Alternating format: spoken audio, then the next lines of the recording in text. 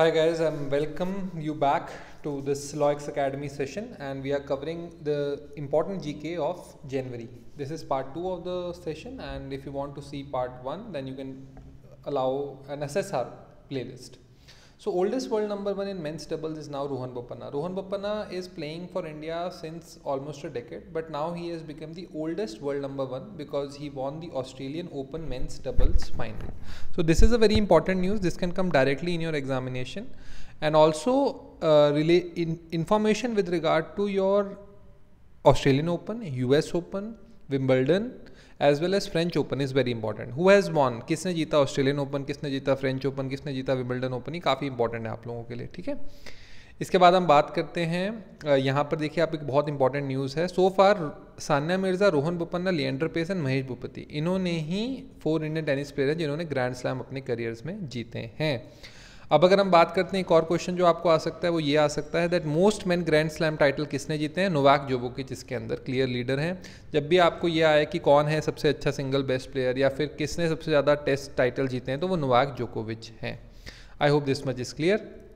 Women की अगर बात करें तो आप देखें मार्गरेट कोर्ट, सेरेना विलियम्स और स्टेफी ग्राफ, इन लोगों के पास ये टाइटल्स की पावर है, राइट। अब हम आगे चलते हैं। 19 summit of non align movement, 19 summit of non align movement हुआ था कंपाला उगांडा के अंदर। ये 19 समिट था। उगांडा ने Azerbaijan has taken over as chair from Azerbaijan to run it till 2027, तो 2027 तक उगांडा इसको रन करेगा और कंपाला उगांडा के अंदर ये हुआ था।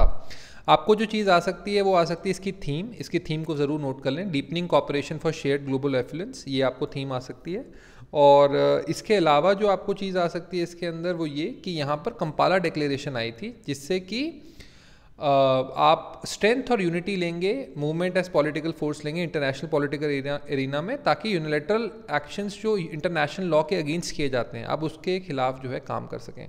आपको मैं बता दूं कि नॉन अलाइन मूवमेंट की जो स्थापना है वो जवाहरलाल नेहरू ने की थी, और इसमें इजिप्ट के प्रेसिडेंट थे, यूगोस्लाविया के प्रेसिडेंट थे उस टाइम के, और इसकी जो स्थापना की गई थी वो एक विजन के साथ की गई थी कि हम लोग किसी भी स्ट्रॉन्ग कोएलिशन यानी कि अमेरिका हो गया, रशिया हो गया, हम इसके पार्ट नहीं बनेंगे, right. I hope this much is clear. आप यहाँ पे देख सकते हैं non align movement was establish in 1961 in Belgrade, Yugoslavia, initiative of 5 leaders. आप इन सबके लीडर्स के नाम याद करें, ये आपके स्टैटिक जीके में भी इंपॉर्टेंट है।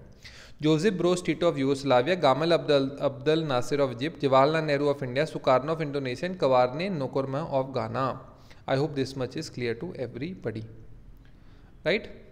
Third South Summit was held in Kampala, Uganda in January 2024 to promote South-South cooperation in fields. तो आप यहाँ पे देख सकते हैं promote North-South cooperation है। Theme was of the summit was leaving no one behind. इतना ही आपके लिए important है और इतना ही आपको करना है, right? यहाँ पे आप इसको देख सकते हैं। Asian Buddhist conference for piece, इसे वाइस प्रेसिडेंट ने ऑर्गेनाइज किया था और इनॉग्रेट किया था, और ये न्यू दिल्ली के अंदर हुई थी। थीम थी इसकी Buddhist voice for global south. This is very important, ठीक है। अब यहाँ पर जो आपसे पूछा जा सकता है that Asian Buddhist conference for piece कब आई थी, तो ये आई थी 1970 में उलन-बतार में।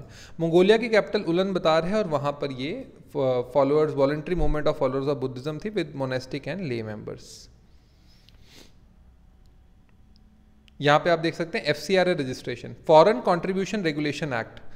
गाइस यहाँ पे ना आपको बहुत जाननी ज़रूरी है कि भारत में बहुत सारे NGO ऑपरेट करते हैं जिसमें भारत का पैसा नहीं, भारत के बाहर से पैसा आता है, अमेरिका से, ब्रिटेन से।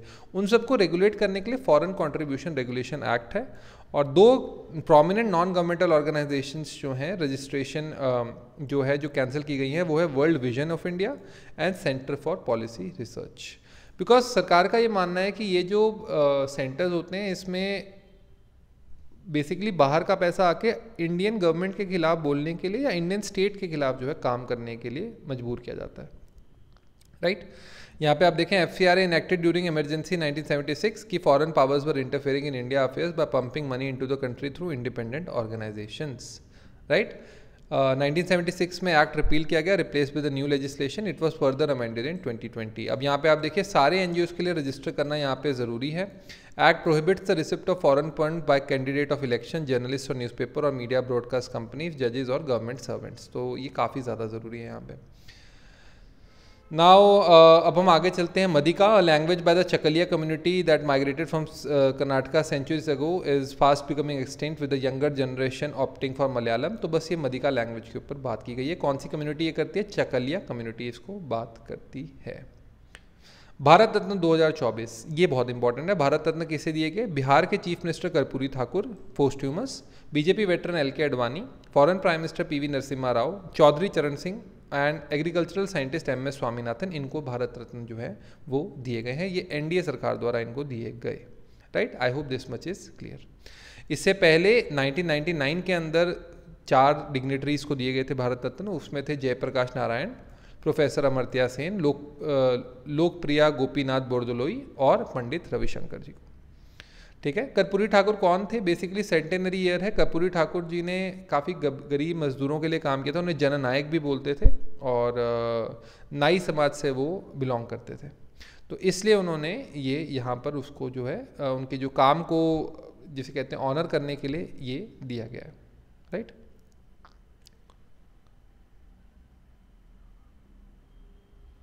अब हम आते हैं भारत रत्न अवार्ड के ऊपर। हाईएस्ट सिविलियन अवार्ड है और गवर्नमेंट ऑफ इंडिया ने इंस्टीट्यूट के 2 civilian award, Bharat Ratna, Padma Vibhushan in 1954। The latter has 3 classes, namely पहला वर्ग, दूसरा वर्ग एंड तीसरा वर्ग। एंड बाद में इनको सब्सिक्वेंटली नेम दिया गया था Padma Vibhushan, Padma Bhushan and Padma Shri through a notification on January 8, 1955। Right, I hope this much is clear. एक और इंपॉर्टेंट जो न्यूज़ आपको याद रखनी है वो ये है कि it is not mandatory that Bharat Ratna is awarded every year. तो ये चीज़ आपको हमेशा ध्यान रखनी है कि भारत रत्न हर साल अवार्ड होना ज़रूरी नहीं है। अब हम बाकी लीडर्स की बात करें, हुआ लाल कृष्ण अडवाणी बेसिकली बीजेपी के मेंबर थे और अभी भी हैं। और बीजेपी में इनका जो पोजीशन जो हाईएस्ट इन्होंने होल्ड किया through in party was deputy prime minister. इसके अलावा चौधरी चरण सिंह की बात करें तो 5th प्राइम मिनिस्टर बने थे ये फ्रॉम जुलाई 28, 1979 टू January 14, 1980। लगभग 6 मंथ्स का टाइम पीरियड था। Chief minister of Uttar Pradesh भी थे, first in 1967 and then in 1970। अब अगर हम बात करें एम.एस. स्वामीनाथन की, इनको फादर ऑफ ग्रीन रेवोल्यूशन बोला जाता है और एक्स्ट्रा ऑर्डिनरी कॉन्ट्रीब्यूशन इन्होंने की जिसके कारण इन्होंने फादर ऑफ इकोनॉमिक इकोलॉजी भी बोला जाता है। ग्रीन रेवोल्यूशन जो पंजाब और हरियाणा के अंदर आप सरप्लस प्रोड्यूस देखते हैं फार्मर्स के पास, वो इनकी तरफ से था। पी.वी. नरसिम्हा राव जो है अगेन वेरी इंपॉर्टेंट, कांग्रेस की तरफ से ये प्राइम मिनिस्टर थे परंतु इसको बीजेपी सरकार ने भी इनको ऑनर किया। और इनकी मेन अचीवमेंट जिसके कारण इन्हें ऑनर किया गया है वो है इनकी economic contributions to the Indian society. 1991 के अंदर इन्होंने भारत की इकोनॉमी को लिबरलाइज जो है वो कर दिया था। अब हम बात करते हैं आगे चल के कि किस किस को पहले ये अवार्ड मिले गए हैं। फर्स्ट ईयर कोविटेड अवार्ड दिया गया था पहले साल में सी राजगोपालाचारी को, सर्वपल्ली राधाकृष्णन को एंड चंद्रशेखर वेंकटरमन को। सी.वी. रमन, सर्वपल्ली राधाकृष्णन और सी राजगोपालाचारी। ठीक है। किन किन नेचुरलाइज्ड इंडियंस को अवार्ड दिए गए हैं? Agnes Gonxha Bojaxhiu known as Mother Teresa and 2 non Indians, Khan Abdul Ghaffar Khan and Nelson Mandela. तो काफ़ी ज़्यादा इंपॉर्टेंट है। और नंबर ऑफ अवार्ड्स वैसे 3 तक रिस्ट्रिक्टेड है, बट 4 पर्सन्स को 1999 के अंदर दिया गया है। Right.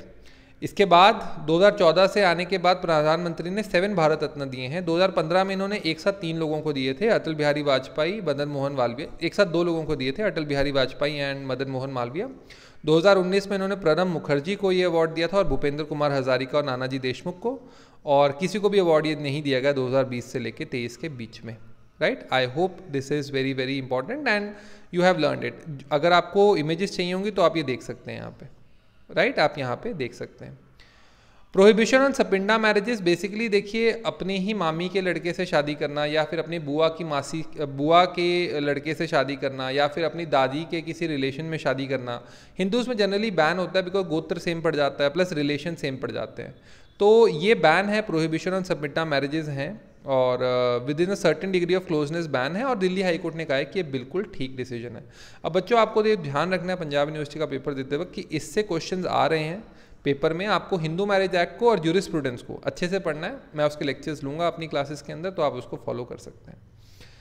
Now various decision of supreme court है, आपको सिर्फ पढ़ना है, दैट्स इट। बाकी आपको और इसमें कुछ करने की जरूरत नहीं है। बट जिसे कहते हैं कि इंपॉर्टेंट है ये डिसीजन सारे के सारे। तो इंटरकास्ट मैरिज वगैरह जो है ये यहाँ पे दे रखे हैं कि इंटरकास्ट मैरिजेस तो आप कर सकते हैं बट सपिंडा रिलेशनशिप नहीं कर सकते। सपिंडा मतलब जिसका आपको पिंड दान करने का जिसको अधिकार हो। सो बेसिकली लेट्स से कि मैं अपनी मासी की लड़की से शादी नहीं कर सकता, मैं अपनी जो ग्रैंड नानी है, नानी के अंदर कोई नानी के थ्रू जैसे लेट्स से मामा हुए हैं तो मैं मामा की लड़की से शादी नहीं कर सकता। मैं अपनी पर नानी के भी मासी मौसा के बच्चों से शादी नहीं कर सकता हूँ, तो वो चीज़ें दी गई हैं। Right, I hope this much is clear. अब अगेन नेक्स्ट न्यूज़ आती, करप्शन परसेप्शन इंडेक्स 2023 ये ट्रांसपेरेंसी इंटरनेशनल ने निकाला था, और ट्रांसपेरेंसी इंटरनेशनल के अंदर Denmark is number 1 with the score of 90, Finland 2 है, न्यूजीलैंड 3 है। राइट, तो ये आपको ध्यान रखना है। और इसके बाद जो इंडिया की परफॉर्मेंस आती है, तो इंडिया का स्कोर 39 रहा है इसके अंदर, और India rank 93 out of 180 country. जो आपसे डायरेक्ट पूछा जा सकता है कि ट्रांसपेरेंसी इंटरनेशनल के अंदर भारत का रैंक क्या है, that is 93 out of 180 countries. अब एक और चीज़ जो यहाँ पे इंपॉर्टेंट है कि रूल ऑफ लॉ इंडेक्स, क्योंकि भारत में बेसिकली रूल ऑफ लॉ बहुत स्ट्रांग नहीं है, तो ये इंडेक्स भी करना आपके लिए बहुत ज़रूरी है। वर्ल्ड जस्टिस रिपोर्ट प्रोजेक्ट ने निकाला है, इसके अंदर भारत की रैंक 79 आउट ऑफ 140 कंट्रीज़ है। तो आप ये इसको देख सकते हैं, एकदम ये इंपॉर्टेंट है कि ट्रांसपेरेंसी इंटरनेशनल में क्या रैंक है, 93 है, और जिसे कह सकते हैं हम कि डेनमार्क जो है नंबर 1 है, और रूल ऑफ लॉ इंडेक्स के अंदर अगर आप देखेंगे तो भारत की रैंक 79 है, और इसे वर्ल्ड जस्टिस प्रोजेक्ट के अंदर किया गया है। Right, I hope this much is clear to everybody. अब हम इस सेशन की लास्ट न्यूज़ को कर लेते हैं। दिल्ली हाईकोर्ट ने रिजेक्ट किया वुमेन्स की plea to abort the 28 week foetus. तो 28 वीक के फोइटस को यहाँ पे मेडिकल टर्मिनेशन के लिए बोला है कि ये सही नहीं है, और कंसेंशुअल रिलेशनशिप के अंदर थी, और यहाँ पर प्रेगनेंसी के बारे में जानते हुए भी उसने जो है बताया नहीं, पहले जल्दी नहीं बताया। 28 weeks is a very long time. 28 weeks का मतलब है कि 7 महीने की प्रेगनेंसी को वो कैंसिल करना चाहती हैं, और यहाँ पर यही बोला गया कि जस्टिस प्रसाद ने बोला कि present case does not fall in any of the categories, क्योंकि ना तो वो माइनर है, ना तो वो रेप कन्विक्ट है, और ना ही कोई ऐसा है कि बच्चा किसी गलत चीज़ों के साथ पैदा होने वाला है। तो फिर कोर्ट ने कहा कि आपको इसमें अबॉर्शन करने की अधिकार नहीं है। ये MTP एक्ट है, यहाँ पे आप देख सकते हैं, इसको आप पढ़ लीजिएगा कि कब कब जो है मेडिकल बोर्ड के ओपिनियन के साथ आपको अबॉर्शन करने की ज़रूरत है। तो अगर आप जैसे 2-3 महीने या 4 महीने के ही प्रेग्नेंट हैं, 3 महीने तक के प्रेग्नेंट हैं, तब तो आप अबॉर्शन बड़े आराम से करवा सकते हैं। लेकिन 20 से 24 वीक्स अगर आपको करवाना है तो आपको फिर एक रजिस्टर्ड मेडिकल प्रैक्टिशनर की ज़रूरत पड़ेगी। ओवर 24 वीक कराना है तो फिर 2 की ज़रूरत पड़ेगी, स्टेट लेवल मेडिकल बोर्ड है, और उसके ऊपर करवाना है तो आपको कोर्ट से परमिशन लेनी पड़ती है। Right, I hope this much is clear. ठीक है, अब यहाँ पे देखो SC बेंच ने क्या बोला था, medical termination of pregnancy could not be permitted as it had crossed outer limit of 24 weeks. I hope this much is clear to everybody. Right, तो इसके बाद जो है हम सीधा डायरेक्ट जो है हम इसके क्वेश्चंस जो स्मॉल इवेंट्स हैं इंडिया से, क्विक फैक्ट्स नेक्स्ट सेशन के अंदर करेंगे। Thank you guys, have a good day.